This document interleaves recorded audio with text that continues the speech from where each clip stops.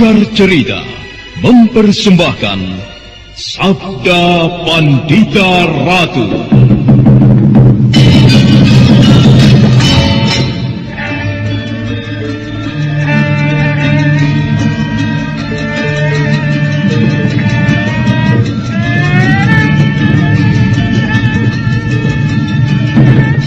Sabda Pandita Ratu, sebuah kisah penuh dilema, tragedi cinta anak manusia, perebutan tahta, mabuk harta dan duniawi, serta silaunya kehormatan, di mana keangkara murkaan merajalela karena dendam yang membara. Kisah ini berlatar belakang berdirinya Singasari. Ken Arok, dialah pemuda yang merekuk pahit getirnya kehidupan. Namun sebenarnya, dialah yang harus melaksanakan sabda-sabdanya. Perjalanan sengsaranya adalah awal untuk meraih keberhasilan, untuk menuju kejayaannya di saat Singasari berdiri. Sabda Pandita Ratu, naskah ditulis oleh Pondra Swasti Langit, diolah oleh Agus Nur Ismail, didukung oleh artis-artis terkemuka, Ferry Fadli, Eli Ermawati, M. Abu, Ivona Rose, dan lain-lain. Teknik dan montase Ibing Arifin, dengan sutradara Dian Pertiwi.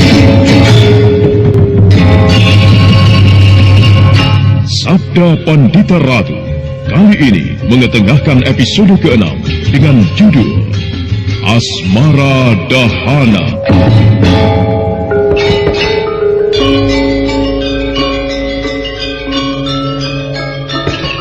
Dalam seri ke-167 ini, dengan para pemain, Ferry Fadli sebagai Kamaswara, Margaret sebagai Ken Siwinareswari, Ajeng Atmakusuma sebagai Rahastri Kandi, Eli Ermawati sebagai Ken Dedes, Ape Burhan sebagai Empu Purwa, Wahyu Chandra sebagai Brahmana Loh Gawe, dan pengantar cerita, Asdi Suhastra.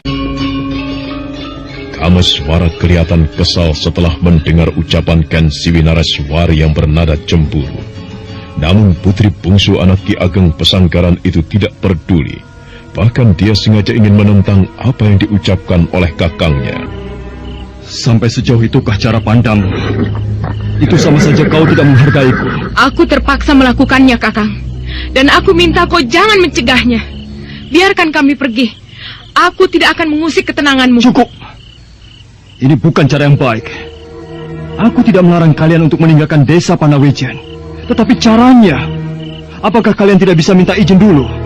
Atau basa-basi untuk memenuhi keinginan kalian agar kalian bisa pergi? Apa nanti tanggapan Paman Purwa dan Ken Dedes seandainya ini kalian lakukan? Itu urusan Kakang. Bagaimana menghadapi mereka? Yang jelas, kami akan tetap pergi. Kau telah menyakiti hatiku, Ken Siwi. Baiklah. Kau boleh pergi, tetapi Rahastri Kandi tidak kuizinkan untuk pergi. Ah?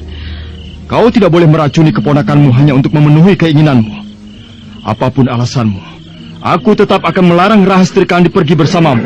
Oh, Kakang tega menyakiti hati Rahastri Kandi dengan melarang dia pergi bersamaku? Itu sama saja Kakang ingin membuatnya menderita. Bagaimana tidak? Dengan melihat sikap Kakang yang setiap saat berdekatan dengan Ken Dedes, itu sama saja melukai hatinya. Apakah ini tidak terpikir oleh Kakang? Kau mulai pandai mencari-cari alasan, Ken Siwi. Padahal semua ini hanya untuk memenuhi hawa nafsu cemburumu. Jujur saja, jangan berpura-pura dan bersembunyi di balik penderitaan orang lain. Cukup, Kakang. Aku tidak ingin melanjutkan perdebatan ini, karena tidak akan ada habis-habisnya. Rahastri Kandi, ayo kita berangkat. Tunggu kataku. Ken Siwi, aku sudah melarangmu dengan cara baik-baik.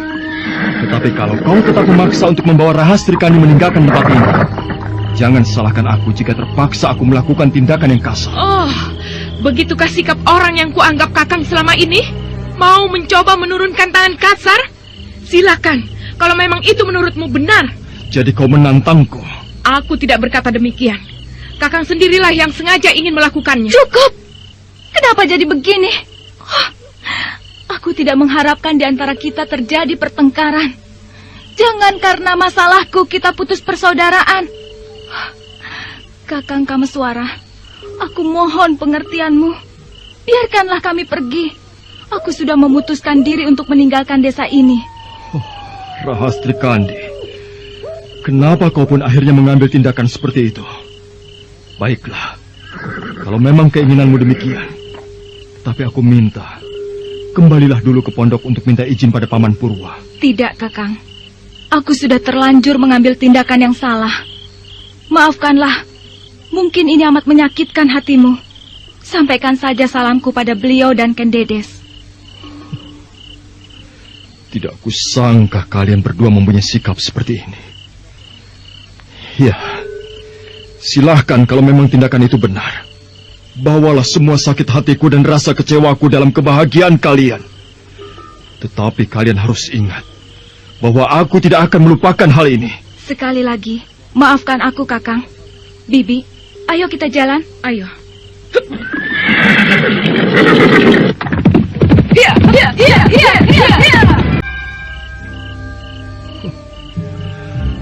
Tidak kusangka Kensiwi begitu keras kepala untuk mempengaruhi Rahastri Kandi.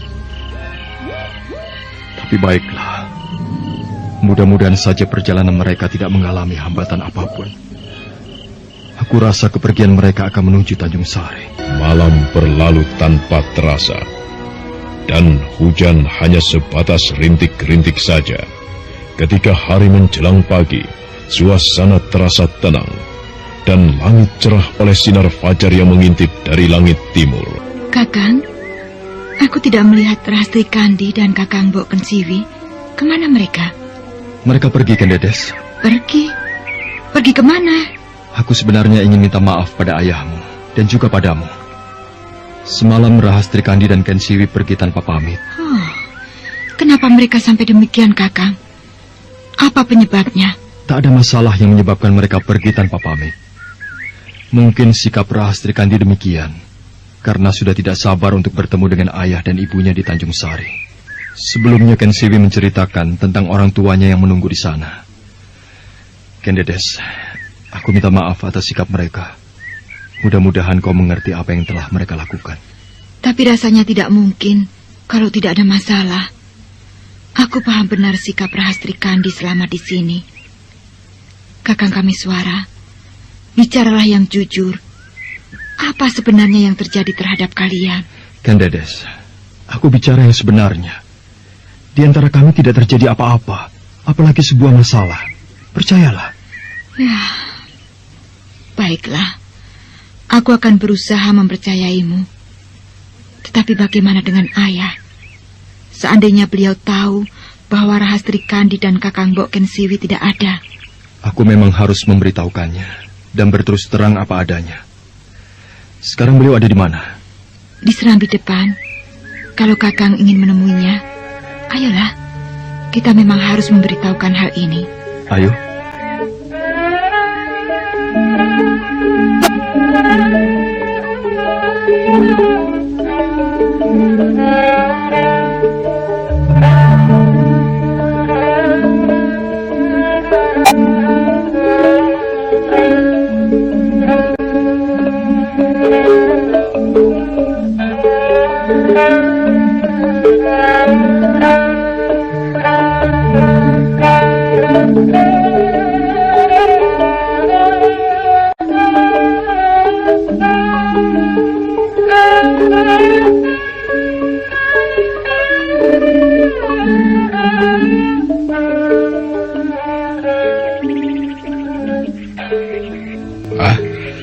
Jadi Rahastri Kandi dan Kensiwi telah pergi.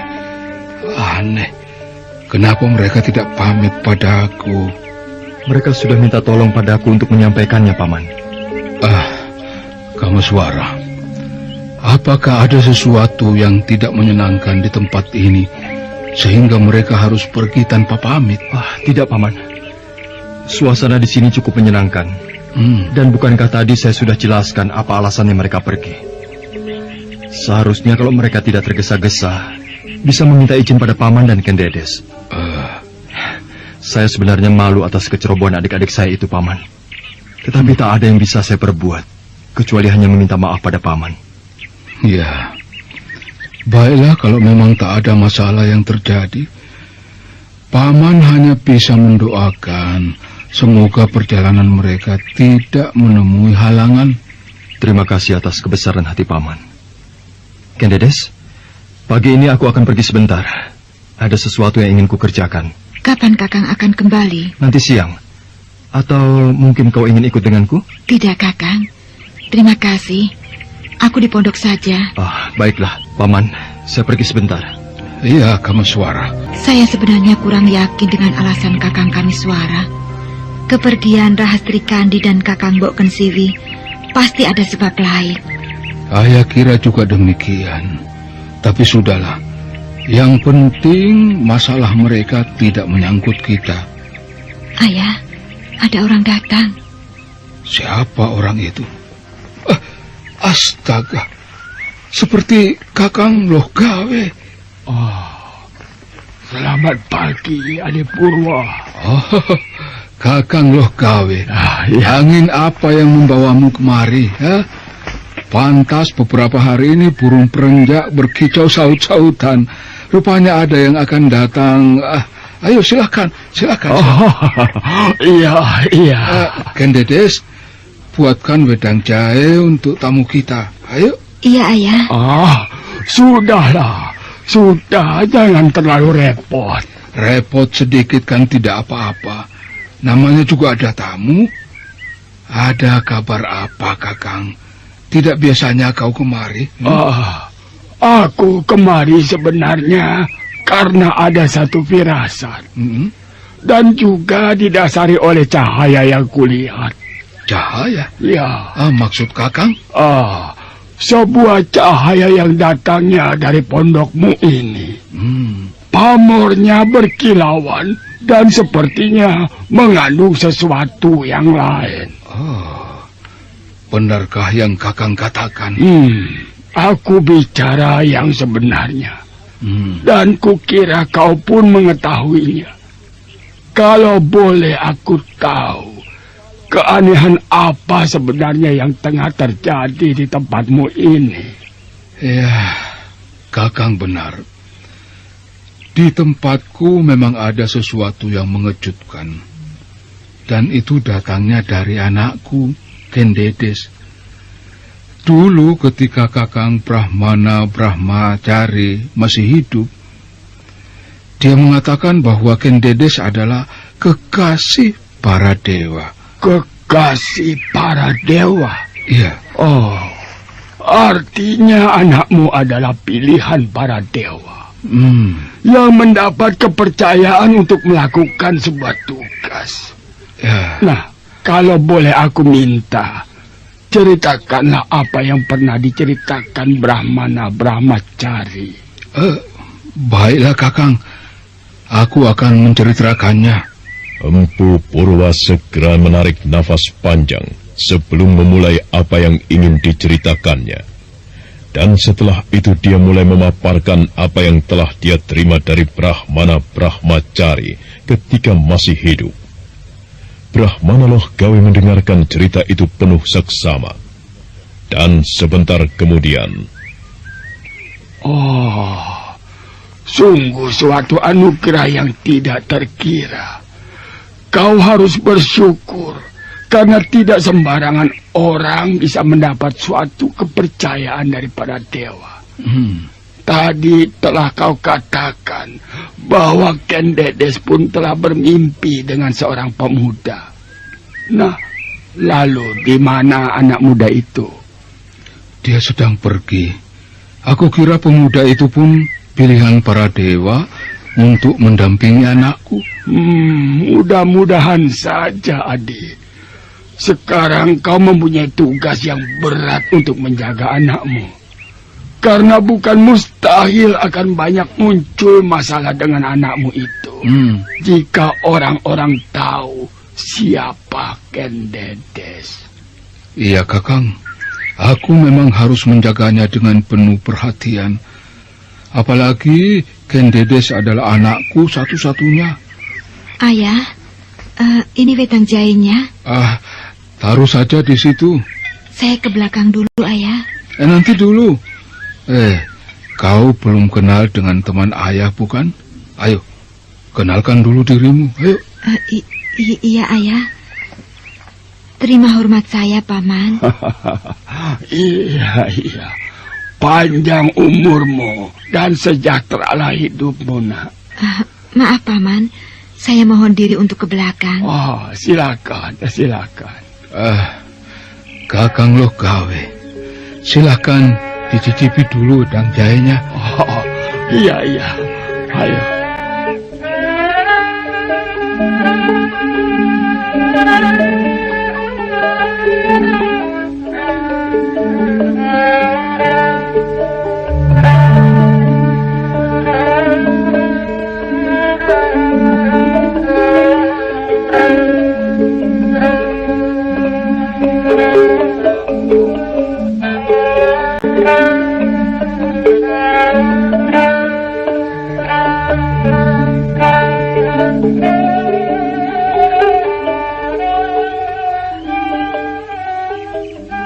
Adi Purwa, terima kasih atas jamuanmu ini.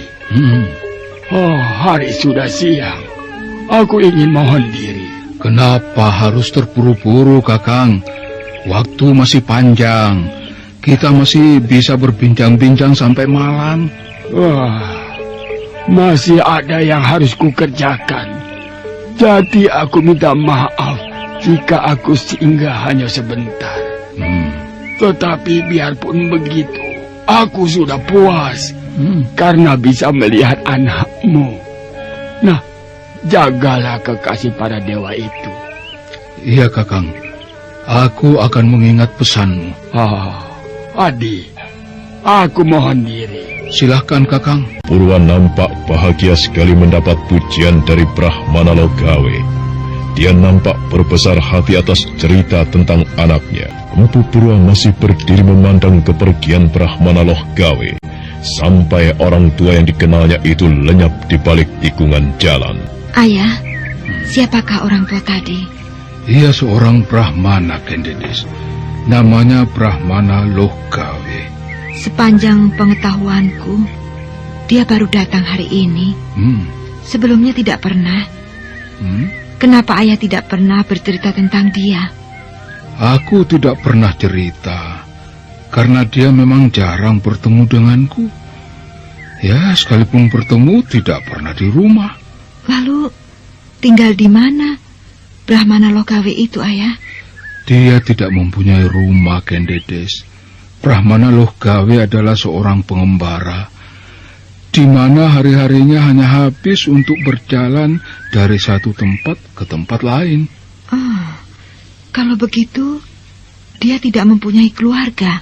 Iya, dia memang tidak mempunyai keluarga, tidak mempunyai istri, apalagi anak. Kasihan sekali. Kakang Kamiswara sudah pulang.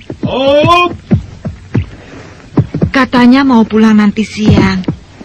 Apakah pekerjaanmu sudah selesai, Kakang? Seharusnya aku kembali nanti. Tapi untuk apa aku pergi sendirian? Apakah Kakang mau kembali seandainya aku ikut? Oh, jadi kau mau ikut? Ya, kalau tidak keberatan. Kenapa harus keberatan? Justru aku senang. Ayolah. Ayah, aku ingin jalan-jalan dengan Kakang Kamiswara. Iya, tapi hati-hati. Paman, saya pergi dulu, Paman. Iya. Kamiswara segera meninggalkan halaman pondok bersama Kendedes. Keduanya berkuda dengan perasaan gembira. Sementara Empu Purwa yang melihat kebahagiaan mereka hanya menyungkingkan senyuman, kemudian membalikkan punggungnya untuk melangkah. Setelah kepergian Brahmana Loh Gawe, Kamiswara datang. Pemuda ini sepertinya masih menyimpan kekecewaan terhadap kedua saudaranya. Wajahnya masih kelihatan murung, dan senyumnya hanya selintas saja. Setelah menampatkan kudanya di halaman pondok, Kamiswara segera mendekati Kendedes dan Empu Purwa yang masih berdiri. Thank you.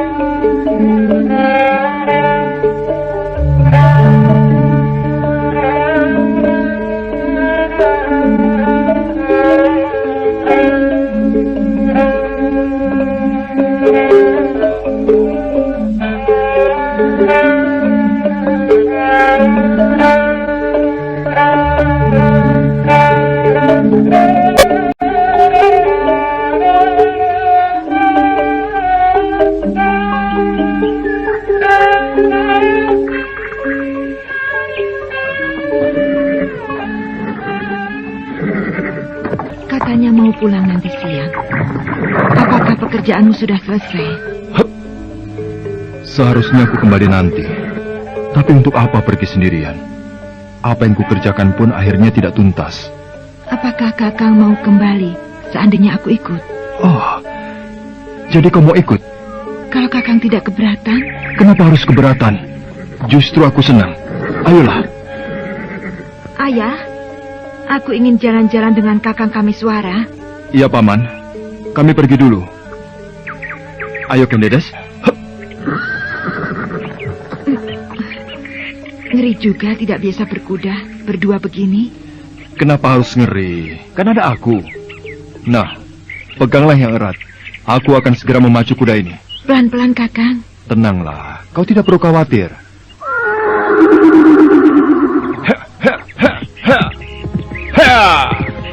Kakang, kau tadi sebenarnya sedang melakukan pekerjaan apa? Tidak, aku sebenarnya tidak melakukan pekerjaan apa-apa. Aku cuma merasa jenuh berdiam diri di pondok. Kupikir tadi kau mau ikut denganku, tapi ternyata tidak. Akhirnya aku kembali. Tapi sekarang kan aku ikut. Ya, kalau saja kau tidak ikut, mungkin aku sudah berbaring di ruang bilik. Lalu sekarang kita mau kemana, Kakang? Melihat panorama alam yang indah. Aku ingin menikmati segala sesuatu yang indah bersamamu. Dan kukira kita memang butuh hal itu. Sebentar lagi kita akan berhenti di tempat yang indah. Pegang saja pinggangku yang erat. Ah, Kakang, dari tadi kan aku juga cukup erat memegangnya. Aku merasa kurang erat. Mungkin karena gadis cantik yang kuajak jalan, aku jadi merasa selalu kurang saja. Ah, bisa saja. Barangkali semua laki-laki seperti itu ya. Tidak. Mungkin cuma aku saja. Tetapi itu pun kulakukan hanya untuk orang yang kucintai. Kakang, apakah kau pernah jatuh cinta dengan gadis lain selain aku? Kenapa kau tanyakan hal itu? Aku hanya ingin tahu saja. Kalau kuceritakan, apakah tidak menyinggung perasaanmu? Ceritakan saja. Aku tak akan tersinggung. Baik, aku akan menceritakannya. Tetapi tidak semua dan juga tidak akan lama. Aku sudah berusaha untuk mengubur semua masa silamku, Kendedes. Dan itu sengaja kulakukan agar kekecewaanku tidak berlarut-larut.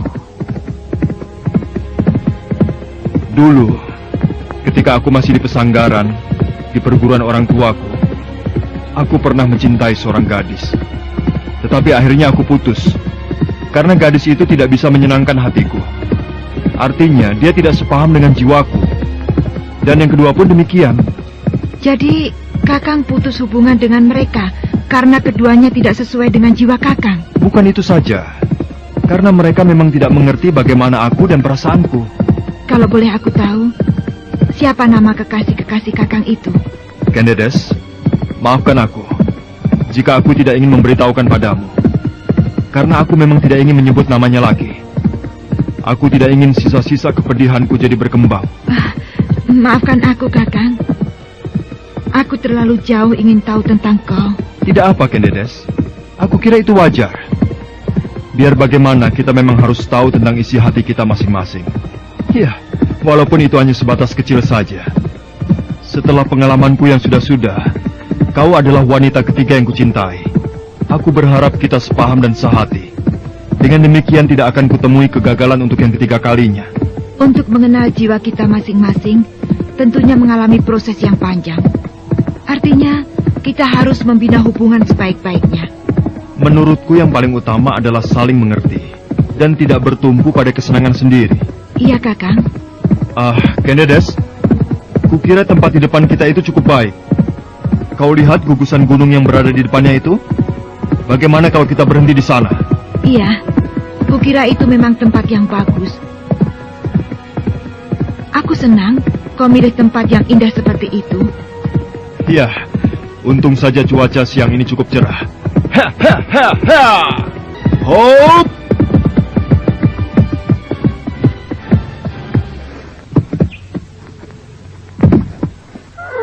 Ayo, Kendedes. Wah, benar-benar tempat yang indah. Rahastri Kandi juga pernah bercerita tentang deretan gunung-gunung itu. Apakah Kakang bisa menceritakan tentang gugusan gunung-gunung itu? Apakah ada sesuatu yang menarik yang ingin kau ketahui? Tentu, Kakang. Karena selama ini, aku tidak pernah bepergian jauh. Apalagi dengan seorang laki-laki. Baiklah. Gugusan gunung itu memang indah. Berjajar dari belahan barat sampai ke timur. Dan gunung yang paling tinggi dan besar itu bernama Gunung Raung. Di balik gunung itu ada sebuah tempat yang bernama Bondowoso. Dan setiap saat, puncak gunung itu tidak lepas dari kabut-kabut yang misterius. Tentunya keindahannya akan lebih jelas jika kita langsung berada di sana. Ya, tempat itu memang indah. Tetapi bagiku di sini lebih indah. Lembah di sini hijau-hijau dan terasa nyaman dipandang. Kalau kau suka, aku ingin menetap di sini. Kalau perlu, akan kubangun rumah yang kuat dari kayu-kayu yang terpilih. Dan kau akan mendampingiku. Kemudian melahirkan anak-anak yang cantik dan tampan. Kita akan hidup bahagia, Kendedes. Indah sekali kedengarannya. Tetapi, apakah hal itu akan menjadi kenyataan, Kakang? Jika Dewata Agung mengizinkan, apapun bisa terjadi. Sebaiknya kita panjatkan saja permohonan padanya. Tentunya aku akan bahagia berdampingan dengan orang yang kucintai. Apakah tidak ada laki-laki lain selain aku yang kau cintai? Tidak ada, Kakang. Sepanjang hidupku, baru kali ini aku menjalin hubungan dengan seorang laki-laki. Dan ternyata cinta itu indah. Bahkan aku tidak ingin pergi dari keindahan itu. Cinta memang begitu, Kendedes. Dan kita tidak bisa melihat cinta hanya dari sisi keindahan saja. Cinta ada masanya. Lain halnya dengan kasih sayang. Rasa sayang tidak kenal masa. Contohnya saja, jika kita memiliki sesuatu benda dan kita mencintainya. Jika masa bosan kita datang, akhirnya benda itu akan dicampakkan begitu saja. Lain halnya jika benda itu didasari dengan rasa sayang. Mungkin benda itu akan terus kita miliki. Jadi pada dasarnya kita harus memiliki dua hal itu. Rasa cinta dan juga rasa sayang. Jika itu sudah kita miliki, niscaya akan abadi. Kalau kita memiliki dua hal itu, apakah hubungan kita akan abadi? Iya. Tetapi kita juga jangan lupa pada Sang Pencipta. Karena semua yang ada di dunia ini, Dia yang mengatur. Sekalipun kita telah menjalankan hubungan yang erat, jika memang bukan jodohnya, mau tidak mau kita pasti akan berpisah. Tapi ada orang yang mengatakan bahwa cinta belum tentu selamanya memiliki. Bagaimana menurut pendapat Kakang? Benar. Mencintai belum tentu selamanya memiliki. Seperti yang kukatakan tadi, jika kita tidak dijodohkan Sang Hyang Agung, kita pasti akan berpisah. Namun begitu, mungkin cinta kita akan tetap bersemi. Nah, disitulah pengertian dari cinta belum tentu selamanya memiliki. Aku bangga terhadapmu, Kakang. Kau mempunyai wawasan yang luas. Kendedes, bagaimana kalau kita duduk di sana? Baiklah, Kakang. Kameswara segera meraih tangan Kendedes. Keduanya melangkah ke sebuah bongkahan batu besar. Saat mereka sudah sampai di tempat itu, Kendedes memandang Kameswara dengan seulas senyum. Senyum yang mempunyai banyak arti. Dan tanpa ragu-ragu, pemuda itu kemudian memeluk wanita yang berada di hadapannya itu. Kendedes. Kakang Kameswara. Asmara mulai menggelora di antara keduanya. Tatapan mereka merasuk ke dalam kalbu dan terasa indah. Tetapi saat keduanya dilanda asmara dan mabuk dalam pelayan yang indah itu, tiba-tiba saja Kameswara tersentak kaget. Kendedes. Ada apa, Kakang? Kenapa tiba-tiba kau melepaskan pelukanku? Ada apa? Aku tidak tahu, Kendedes. Saat aku mulai terlena dalam pelukan itu, tiba-tiba seperti ada sesuatu yang menyengatku. Dan itu terasa nyeri. Benarkah apa yang kau katakan, Kakang? Untuk apa aku berdusta? Di dalam tubuhmu, seperti ada sesuatu yang aneh. Aku tidak percaya. Jangan-jangan Kakang hanya menghindar dari pelukanku. Kalau memang Kakang merasakan ada sesuatu yang menyengat dari dalam tubuhku, kenapa tadi tidak Kakang rasakan ketika kita sedang berkuda. Itulah, aku sendiri tidak mengerti. Kakang telah menyinggung perasaanku. Kendedes, maafkanlah aku. Aku tidak bermaksud menyinggung perasaanmu, sungguh. Tapi kenapa Kakang berkata demikian? Kakang anggap di dalam diriku ada sesuatu yang ganjil. Oh, mungkin aku salah. Dan itu hanya perasaanku saja. Sekali lagi maafkan aku, Kendedes. Aku mencintaimu. Aku tidak ingin orang yang kucintai menyinggung perasaanku, Kakang. Iya, Kendedes. Oh, padahal tadi aku yakin ada sesuatu yang menyengat tubuhku. Aneh. Kenapa tubuh Kendedes seperti mempunyai kekuatan? Ada apa sebenarnya dengan dirinya? Oh, Dewata Agung. Janganlah kau berikan sesuatu yang aneh dan akhirnya membuat hubunganku dengan Kendedes pecah. Aku begitu mencintai gadis ini. Hapus air matamu, Kendedes. Aku tidak ingin kecantikanmu hilang hanya karena menangis. Apakah kau masih kecewa padaku? Atau barangkali masih tersinggung? Asal Kakang tidak mengucapkan kata-kata itu lagi, aku tidak akan tersinggung. Aku tidak akan mengulanginya lagi. Akhirnya dengan rasa bersalah Kameswara kembali memeluk kekasihnya. Kembali keduanya tenggelam dalam asmara. Perlahan pemuda itu mengecup kening Kendedes, dan putri tunggal Empu Purwa itu pun menengadahkan wajahnya. Tetapi ketika Kameswara akan mengecup bibirnya, tiba-tiba peristiwa tadi kembali terulang. Kakang Kameswara, apalagi yang terjadi? Maafkan aku, Kendedes. Aku benar-benar merasakan sesuatu yang aneh yang ada pada tubuhmu. Sengatan itu kali ini lebih keras dan terasa menyakitkan. Ada apa sebenarnya di dalam tubuhku, Kakang? Aku tidak percaya dengan apa yang kau katakan. Kau pasti bermaksud menyinggung perasaanku. Kendedes. Sudahlah, Kakang. Lebih baik aku pergi. Biarkan aku meninggalkan tempat ini. Tunggu, Kendedes. Tunggu kataku. Aku benar-benar tidak bermaksud menyinggung perasaanmu. Selama ini aku tidak pernah berdusta. Kalau kau katakan aku berdusta dan hanya untuk menyinggung perasaanmu, itu tidak benar. Tapi kenapa tadi sikap Kakang begitu kasar? Kau seolah-olah tidak ingin berpelukan denganku. Aku tidak bermaksud kasar padamu. Aku menepismu hanya karena merasakan sebuah sengatan yang keras. Dan aku tidak berdusta. Bohong. Aku tidak percaya. Selama ini aku tidak pernah mempunyai kelainan. Apalagi sesuatu yang aneh.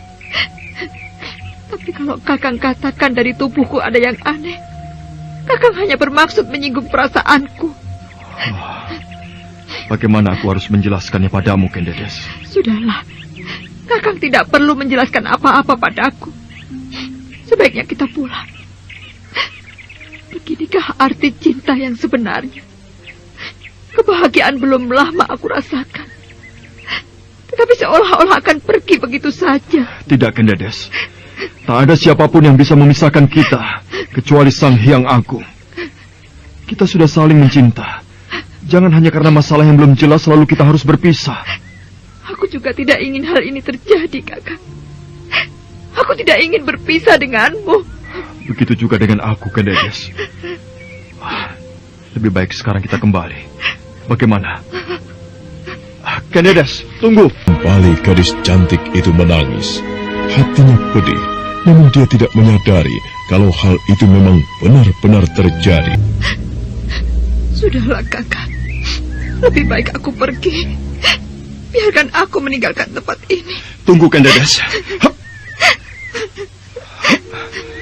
Tunggu kataku. Aku benar-benar tidak bermaksud menyinggung perasaanmu. Selama ini aku tidak pernah berdusta, Kendedes. Kalau kau katakan aku berdusta dan hanya untuk menyinggung perasaanmu, itu tidak benar. Tetapi kenapa tadi sikapmu kasar? Kau seolah-olah ingin memperlakukan aku seenaknya. Aku tidak bermaksud kasar padamu. Aku menipismu hanya karena merasakan sebuah sengatan yang keras. Dan aku tidak dusta. Bohong, aku tidak percaya. Selama ini aku tidak pernah mempunyai kelainan. Apalagi sesuatu yang aneh. Tapi kalau Kakang katakan dari tubuhku ada yang aneh, Kakang hanya bermaksud menyinggung perasaanku. Oh, bagaimana aku harus menjelaskannya padamu, Kendedes? Sudahlah, Kakang tidak perlu menjelaskan apa-apa padaku. Sebaiknya kita pulang saja. Beginikah arti cinta yang sebenarnya? Kebahagiaan belum lama kurasakan, tetapi seolah-olah akan pergi begitu saja. Tidak, Kendedes. Tak seorang pun yang bisa memisahkan kita, kecuali Dewata Agung. Kita sudah saling menyinta. Jangan hanya karena masalah yang belum jelas kita harus berpisah. Aku tidak ingin hal itu terjadi, Kakak. Aku tidak ingin berpisah denganmu. Begitu juga aku, Kendedes. Lebih baik sekarang kita kembali. Bagaimana? Tunggu aku, Kendedes. Matahari terus beringsut dan angin berhembus perlahan. Beberapa helai daun jatuh luruh ke tanah. Sementara itu di Tumapel, suasana para prajurit cukup ramai karena beberapa prajurit tengah beristirahat.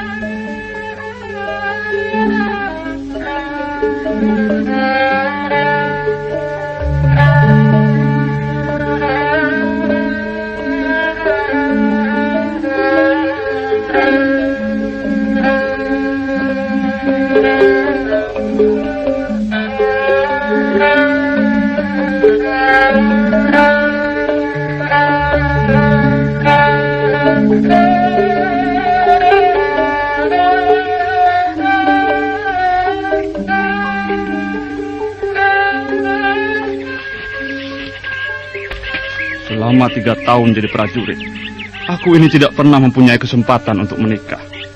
Ya, paling-paling mencicipi di luar nikah saja. Kalian sih enak masih punya banyak kesempatan. Kesempatan itu selalu ada. Kamu saja yang lebih suka jajan di luar. Loh, bukan begitu. Makan di luar artinya aku tidak perlu pusing-pusing untuk mengurusnya. Ya, itulah. Makanya sampai sekarang kau tidak punya kesempatan untuk menikah.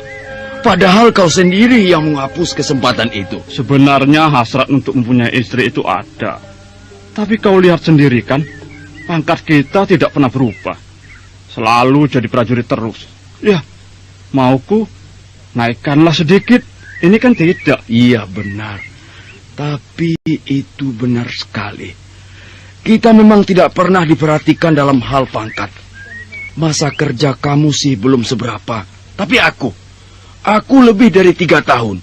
Bisa kau bayangkan bagaimana kecewanya aku. Tetapi ya, kita ini kan tidak mempunyai kemampuan apa-apa. Jadi mau bagaimana lagi? Nah, tapi kalian kan tahu, prajurit yang namanya Ken Arok, dia itu prajurit baru di Tumapel ini. Tapi kenapa mempunyai pangkat lebih tinggi dari kita? Ini tidak adil namanya. Iya, ini tidak adil. Aku sendiri muak melihat tampangnya. Gayanya saja seperti mempunyai ilmu tinggi. Padahal dia tidak mempunyai apa-apa. Lihat saja nanti. Aku harus memberi peringatan pada manusia sombong itu. Benar. Kalau ada kesempatan, kita hajar dia. Anak itu harus diberi pelajaran supaya dia tahu. Jadi prajurit itu tidak gampang. Dan jangan mentang-mentang dibawa oleh orang, lantas pangkatnya langsung tinggi. Kau lihat itu. Pekerjaannya terlalu santai. Dia mau seenaknya saja di sini.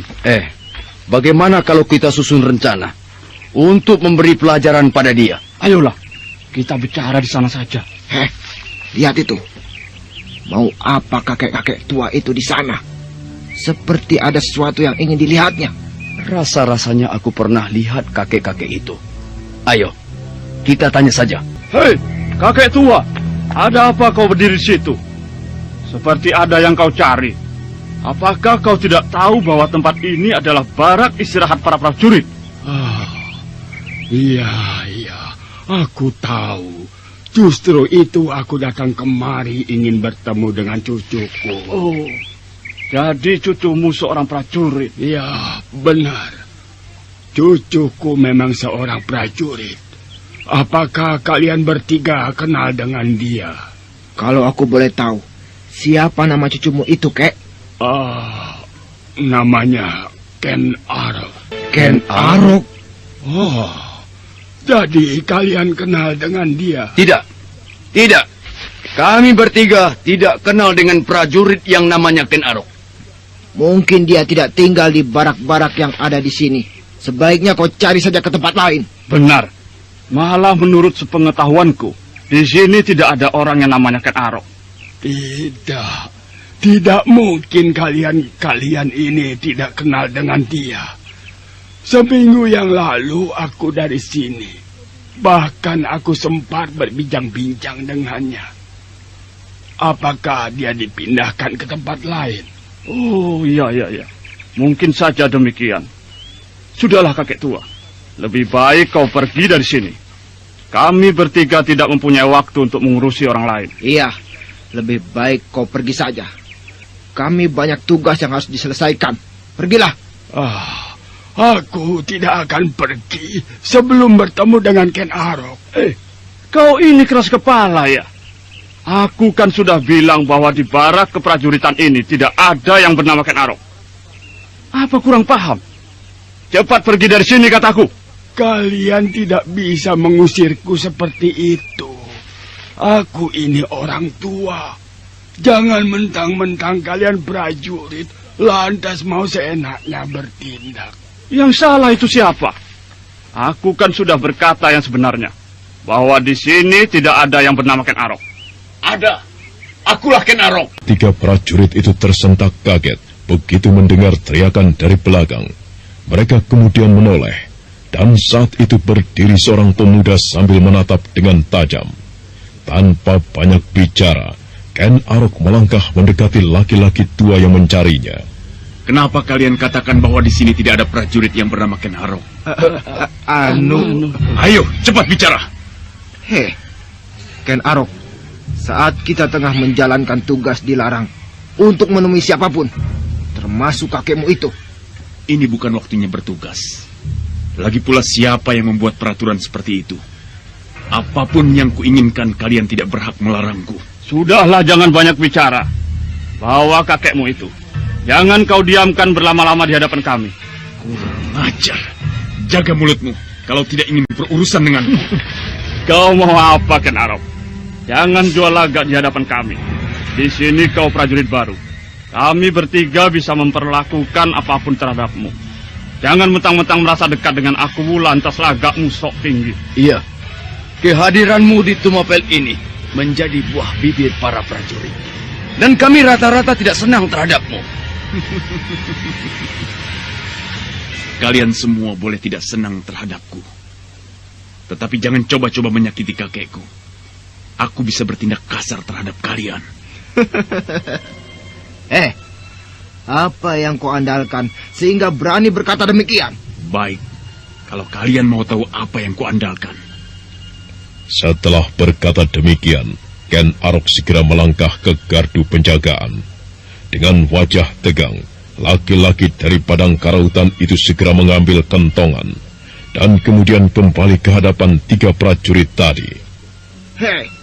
Apa yang ingin kau lakukan dengan kentongan itu? Mungkin dia akan mengusir kita dengan benda keropos itu. Kalian boleh tertawa sepuas-puasnya untuk mengejekku. Sekarang lihat. Hila! Oh, gila, kentongan itu. Kentongan itu hancur. Ilmu apa yang digunakannya? Itu hanya bukti ajian apa yang kumiliki. Jika kalian berani macam-macam sekali lagi, maka kepala kalian bertiga akan kubuat lebih dari kentongan ini. Dan satu lagi, jangan bawa-bawa aku dalam hal ini. Kalian paham itu? Ken Arok, sudahlah. Jangan ladeni mereka. Prajurit-prajurit itu tidak mengerti apa-apa. Mereka hanya orang-orang bodoh yang tidak mengandalkan otak. Ayo, sudahlah. Kakek, kita bicara di barak sana. Iya, ayolah.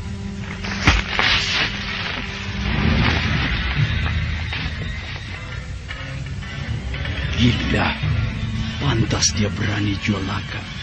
Rupanya dia mempunyai ilmu yang hebat. Iya, dan wajar saja kalau Kek Arok mendapat kepercayaan dengan jabatan yang tinggi. Sudahlah. Lebih baik kita bubar saja. Aku tidak ingin ada masalah yang terjadi. Bubar, ayo, bubar. Ayo, bubar.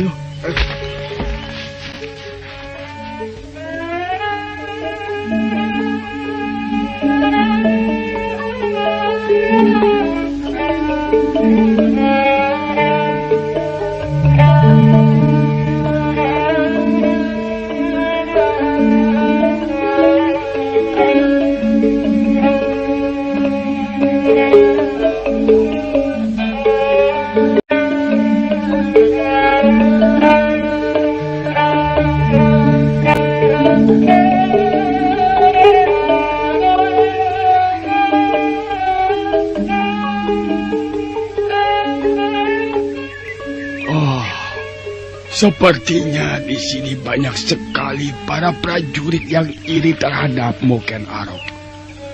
Apakah karena sikapmu yang tidak ingin berteman dengan mereka, akhirnya kecemburuan seperti itu muncul? Tidak, Kek. Aku tidak pernah menunjukkan sikap yang sombong. Justru aku sering mengadakan pendekatan dengan mereka. Tetapi mereka sendiri yang mempunyai sikap seperti itu. Kalau memang demikian, kau tidak perlu mengambil hati, Ken Arok. Hadapilah mereka dengan sikap yang wajar. Iya, Kek. Aku pun menyadari hal itu. Dan aku sudah berusaha dengan sikap yang wajar. Oh ya, sebenarnya ada kabar apa? Sehingga kakek Loh Gawe mau datang lagi menemuiku. Aku membawa kabar baik.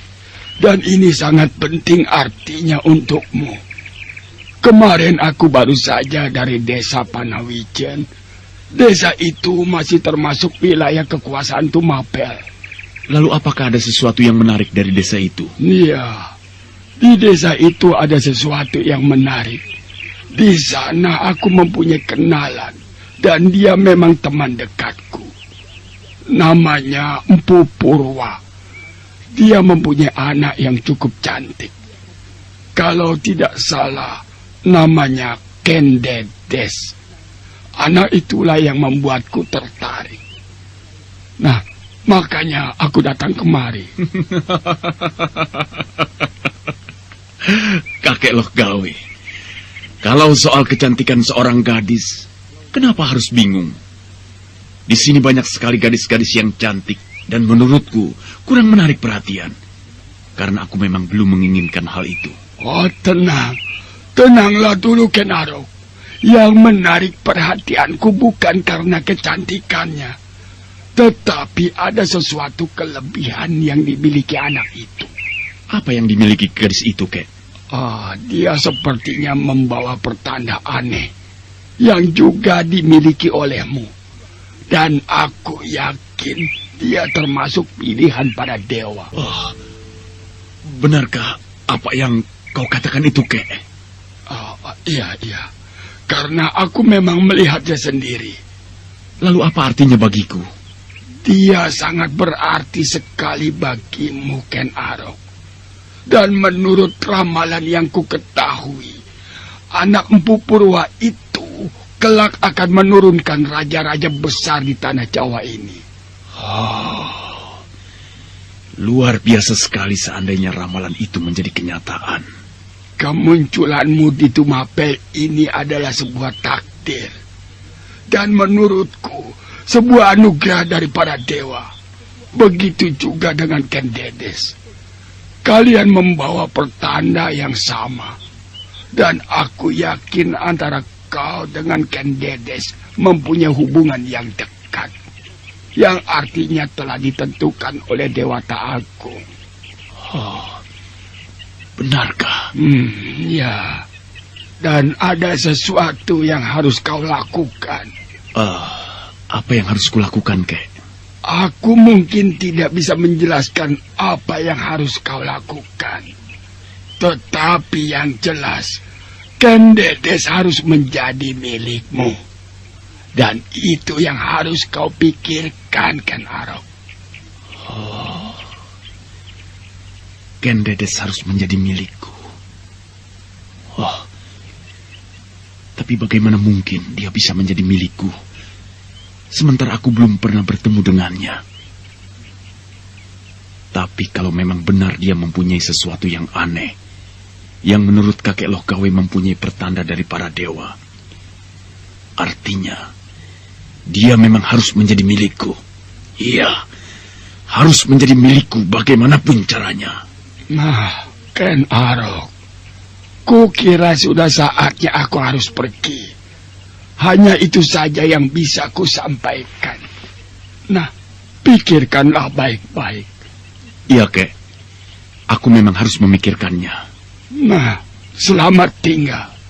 Aku pergi dulu. Terima kasih atas berita yang kakek bawa. Oh, kenapa aku bodoh sekali. Seharusnya aku minta penjelasan di mana desa Panawijan itu. Wah, sebaiknya aku susul saja kakek Lokawe. Ken Arok segera melesat meninggalkan parak tempat istirahatnya. Para prajurit banyak yang tersentak kaget melihat kelebihan Ken Arok. Mereka seperti tidak percaya dengan apa yang dilakukan pemuda itu. Setelah kepergian Brahmana Lokawe, Ken Arok termenung di baraknya. Sesaat lamanya dia melamun di tempat itu. Tetapi tiba-tiba dia tersadar ada sesuatu yang harus diketahui dari Brahmana Lokawe.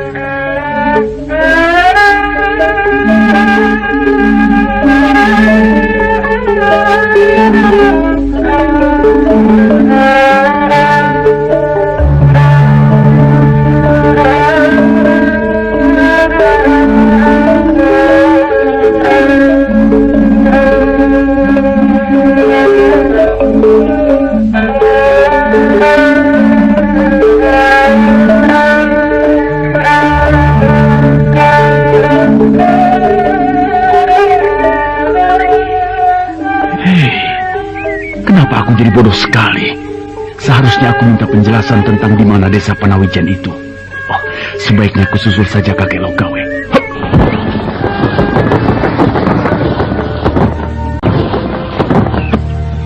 Oh, terlambat. Dia sudah tidak ada. Tapi aneh sekali. Beliau pergi begitu cepat. Biasanya tidak demikian.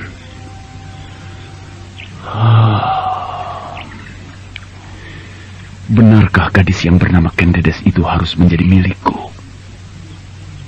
Menurut kakek Lokawe, dia adalah jodohku. Kalau memang demikian, aku harus menemuinya, dan aku harus mencari kesempatan untuk meninggalkan tugasku sementara. Iya, sebaiknya aku kembali dulu ke sana. Masalah ini harus kupikirkan lebih jauh lagi.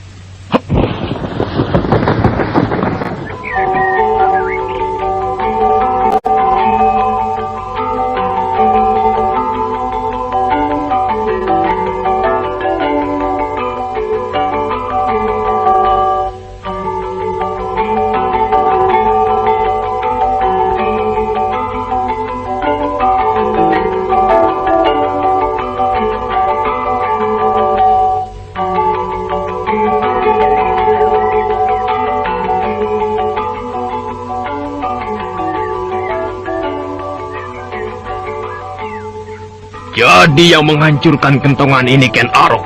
Iya. Benar Tuan, benar. Dia menghancurkan kentongan itu seolah-olah dirinya hebat. Dan sepertinya dia sengaja memamerkan kepandaiannya pada kami. Kurang ajar. Ini sama saja tidak menghargai kita sebagai senopati. Benar Diposari. Apalagi yang ia hancurkan adalah kentongan gardu perondaan. Aku tidak bisa terima kekurang ajaran anak itu. Ken Arok memang harus diberi pelajaran, Tuan. Bukan hanya pelajaran yang harus ia terima, tetapi dia pun harus tahu tata krama yang baik. Prajurit, kemana dia sekarang? Kalau tidak salah tadi dia keluar. Itu dia, Tuan. Hei, kenapa anak itu seperti tidak mempunyai salah? Langsung saja melangkahkan kaki ke baraknya. Padahal dia tahu kita ada di sini. Narasinga, panggil saja anak keparat itu. Biar aku yang urus dia. Ken Arok, kemari kau. Oh, Kakang Narasinga dan Kakang Diposari. Ada apa mereka memanggilku? Cepat kemari, jangan terpaku seperti kerbau dungu saja di situ. Ayo cepat kemari. Iya, Kakang. Tanpa merasa mempunyai salah, Ken Arok melangkah mendekati dua orang senopati yang memanggilnya. Wajah pemuda itu nampak tenang, namun sebaliknya, Senopati Diposari dan Senopati Narasingha menyimpan kebencian yang dalam. Ada apa, Kakang Narasingha? Ada apa? Lihat baik-baik benda ini. Katakan siapa yang telah menghancurkannya. Aku yang telah menghancurkan kentongan itu. Oh, bagus. Rupanya di sini kau ingin pamer kehebatan. Apakah karena mempunyai pangkat tinggi, kemudian kau mau bersikap seenaknya di sini? Hah? Aku menghancurkan kentongan ini karena mempunyai alasan tertentu, Kakang. Alasan? Alasan apa? Bukankah kau memang sengaja ingin pamer kehebatan? Hei, jangan kau pikir di keprajuritan ini hanya kau yang mampu berbuat begitu. Di sini pun banyak para prajurit yang mempunyai ilmu tinggi. Aku mengerti banyak prajurit yang mempunyai ilmu tinggi. Kalau kau sudah tahu, tetapi kenapa masih mencoba pamer kehebatan? Bukankah tadi aku katakan bahwa aku mempunyai alasan tertentu? Narasingha, biarkan dia mengutarakan apa alasannya. Cepat, bocah keparat. Katakan apa alasanmu. Jaga mulutmu baik-baik, Kakang. Kita di Tumapel ini sama-sama prajurit. Sekalipun kau mempunyai pangkat di atasku, tetapi aku tidak mau dianggap rendah begitu saja. Oh, jadi kamu mau dianggap apa? Aku tidak ingin dianggap apa-apa, tapi paling tidak kita saling menghormati. Ken Arok, jangan sok bicara masalah tata krama. Padahal sebenarnya tindakanmu tidak benar. Apakah kamu pikir dengan berlagak hebat kau dianggap baik? Aku tidak menilai diriku demikian. Iya, kau memang tidak menilai dirimu demikian. Tetapi dengan tindakan konyol itu, sama saja bahwa kau ingin dipandang dan dihormati. Cari cara yang lebih terpuji. Jangan hanya ingin cari perhatian orang. Baiklah. Kalau memang aku bersalah, aku minta maaf. Apakah kau pikir dengan minta maaf kesalahanmu dapat dibiarkan begitu saja? Tidak bisa. Iya, biar bagaimanapun kau harus mendapat ganjaran. Ganjaran? Ganjaran apa? Hai, Diposari. Rupanya dia sengaja menantang kita. Aku tidak menantang kalian. Bukankah kalian sendiri yang memang akan memberikan hukuman padaku? Keparat! Kau memang benar-benar harus diberi hukuman yang berat. Kesombonganmu harus dibungkam. Jahanam! Hei, kenapa kamu tertawa? Sejak kapan aku dilarang tertawa? Kukira di tempat ini bebas mengutarakan apa saja. Apalagi untuk tertawa. Hentikan kataku! Hentikan! Aku buka mulutmu dengan keris.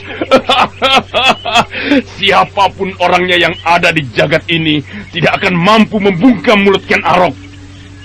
Kalian tidak akan mampu menghukumku. Keparat. Benar-benar bocah sombong. Kumusnahkan sekarang juga kau. Tunggu Diposari. Serahkan anak ingusan itu padaku. Sebaiknya kau menepi saja. Ken Arok, kesombonganmu sudah melampaui batas. Tindakan yang kau lakukan sama saja tidak menghargai kami sebagai senopati. Dan sekarang kau kembali menjual kesombonganmu. Jangan kau pikir kami berdua tidak bisa berbuat apa-apa. Lalu kau ingin berbuat apa, Narasingha? Tadi aku sudah mencoba meminta maaf. Tetapi ternyata kau menyambut kata maafku dengan kesinisan. Dan sekarang, kalau aku bersikap sombong, kukira bukan salahku. Cukup! Aku tidak butuh dalih-dalih seperti itu. Yang jelas, sekarang kau harus merasakan pedangku. Kau lihat baik-baik pedang ini. Benda ini cukup tajam dan mampu menguliti tubuhmu. Ken Arok, aku masih ingin memberi kesempatan kepadamu untuk meminta maaf. Tetapi dengan syarat, kau harus merangkak di bawah selangkanganku. Sungguh sebuah penghinaan bagiku jika aku harus merangkak seperti itu. Ken Arok pantang diperlakukan secara rendah, apalagi oleh senopati-senopati yang tidak mempunyai kemampuan apa-apa. Terlalu lama didiamkan.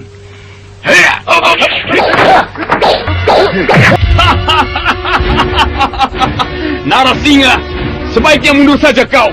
Ilmu kanuraganmu belum seberapa, dan kalau boleh kubilang, kau belum seberapa. Kuno, kau semakin membuat kemarahanku pecah saja. Narasingha benar-benar geram. Pedangnya yang tajam berkilat itu menyambar ke sana kemari, seakan-akan mencari mangsa yang empuk. Berkali-kali dia terkecoh oleh Ken Arok. Sementara pemuda dari padang karautan itu benar-benar hebat. Ia begitu mudah berkelit menghindari terjangan Senopati Narasingha.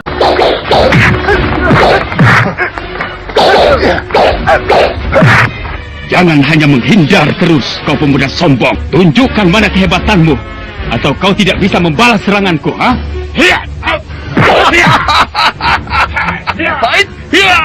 Jangan banyak sesumbar, Senopati Narasingha. Untuk menjatuhkan orang sepertimu, bagiku terlalu mudah. Aku menghindar ke sana kemari memang sengaja, karena aku mau tahu sampai sejauh mana kehebatan yang kau miliki.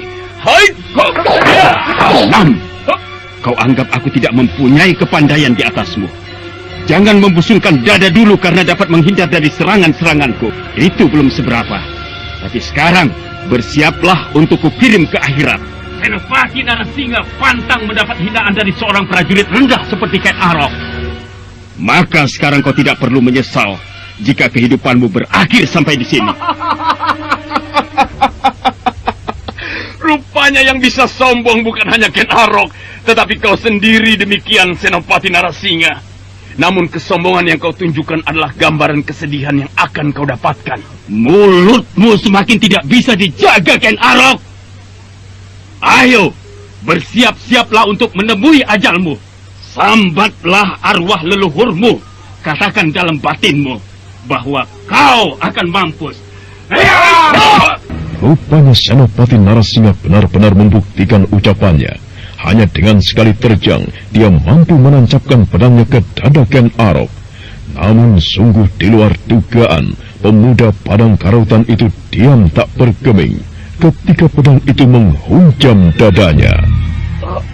Pedang ini akan terus menancap dan menghancurkan paru-parumu.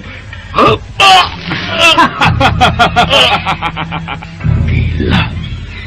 Padahal pedangku sudah menancap di dadanya. Tetapi dia diam saja, seolah-olah tidak merasakan sakit.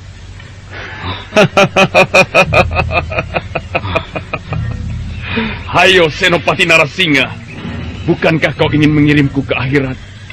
Lakukan sekali lagi hujaman pedangmu. Kau lihat sendiri bukan? Dadaku sudah terluka. Kukira kalau kau tidak melanjutkan amarahmu, semua akan sia-sia. Narasingha, lakukan lagi apa yang diinginkannya.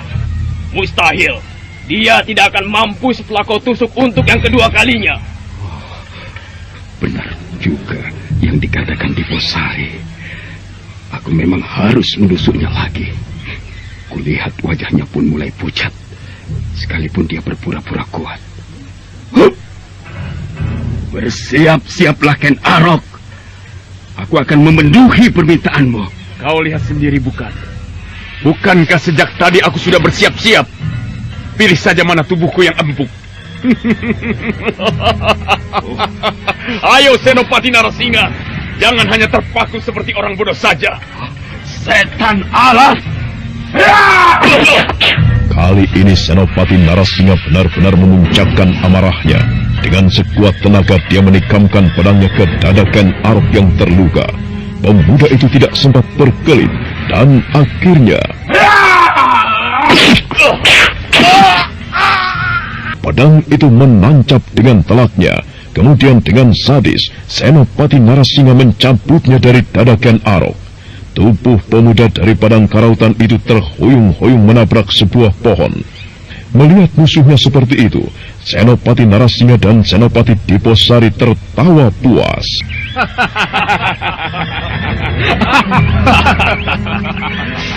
Itulah akibatnya bagi prajurit bawahan yang mencoba berlaga di hadapan Senopati Diposari dan Senopati Narasingha. Prajurit, buang mayat orang bodoh itu. Apa yang kalian tertawakan? Dan mayat siapa yang ingin dibuang? Ken Arok. Rupanya Senopati Tumapel sudah buta. Sebatang pohon besar yang roboh dianggapnya tubuhku. Lihat baik-baik. Ken Arok masih di sini. Masih berdiri dalam keadaan biasa-biasa saja. Oh, gila. Bagaimana mungkin itu bisa terjadi? Padahal aku jelas melihatnya. Tubuhnya terhuyun-huyun roboh. Ilmu setan apa yang digunakan anak muda itu? Jahanam. Pantas kau berani menyombongkan diri. Rupanya kau mempunyai ajian yang bisa diandalkan. Ya, itulah Ken Arok. Dan kukira kesombonganku ada alasannya, bukan? Bagaimana Narasingha dan kau Diposari? Apakah kau masih ingin berurusan denganku? Kurang ajar. Kau pikir kami berdua takut menghadapimu? Sekalipun kau mempunyai ilmu setan. Bagus. Itu artinya kalian senopati-senopati yang berani. Ayo, majulah kalian berdua. Narasingha, siapkan senjatamu. Lihat sudut-sudut yang kosong. Siapa tahu dia menggunakan ajiannya lagi. Kita memang tidak boleh lengah dalam menghadapi ajian seperti itu. Ayo kita serang dia. Majulah kau duluan, Narasingha. Aku akan mengikutimu dari belakang. Gila, kau pikir aku ini apa? Kau saja yang maju duluan. Kita harus maju bersama-sama. Apakah kau mulai pengecut Diposari? Sial. Kata-katamu menyinggung perasaanku. Kenapa aku harus takut pada pemuda seperti itu? Ayo maju. Majulah kalian berdua. Kalian harus tahu bagaimana kehebatan Ken Arok yang sebenarnya.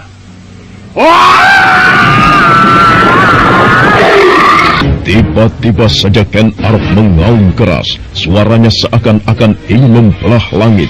Matanya yang tajam berkilat seperti mata seekor singa liar yang melihat mangsanya.